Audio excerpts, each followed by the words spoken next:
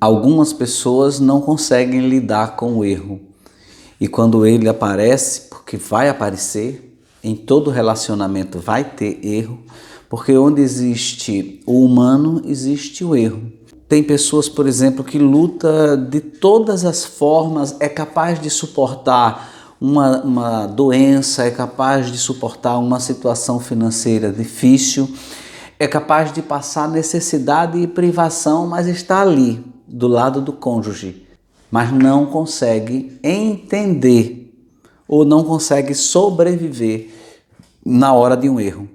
Então não adianta passar por tantas dificuldades e na hora que o outro cometeu um erro, não ter a capacidade de entender este erro, porque é essa capacidade que pode fazer com que o relacionamento continue ou se desmanche, se destrua.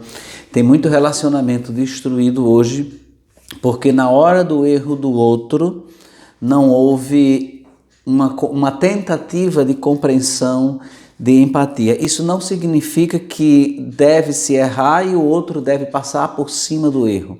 Não.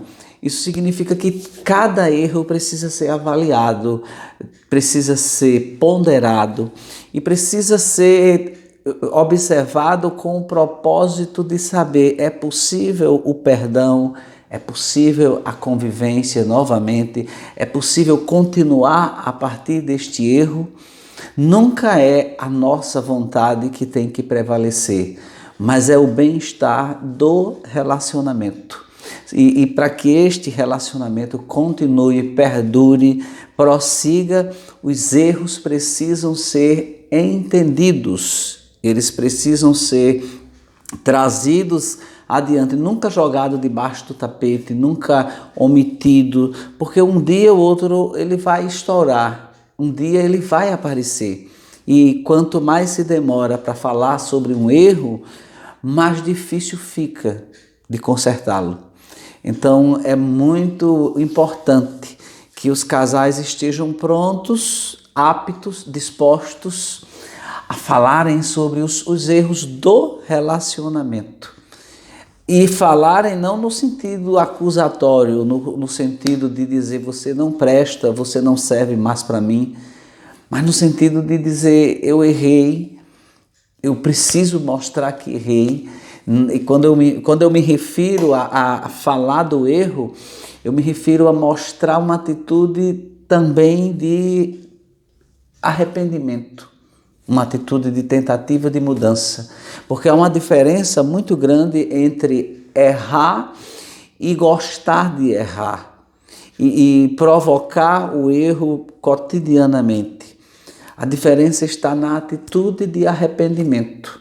Então, na hora que esse erro ocorre, cada membro do relacionamento precisa entender. A pessoa ferida precisa estar disposta a ouvir, a entender, a compreender. E a pessoa que feriu precisa demonstrar, sim, uma atitude de arrependimento. Precisa silenciar quando o outro estiver zangado, falando, desabafando. Precisa entender que ele está errado, porque sem isso não dá. Sem a atitude de arrependimento, fica muito difícil para que o outro tenha um comportamento de perdão. Então, essas duas coisas precisam andar juntas. O casal, uma parte do casal, o lado ofendido precisa estar disposto a ouvir e o lado que ofendeu precisa se mostrar muito arrependido, precisa demonstrar esse arrependimento. Assim, os dois estarão lutando pela continuidade do relacionamento. De nada adianta passarem fome juntos se não conseguirem, diante de um erro, encontrar a solução.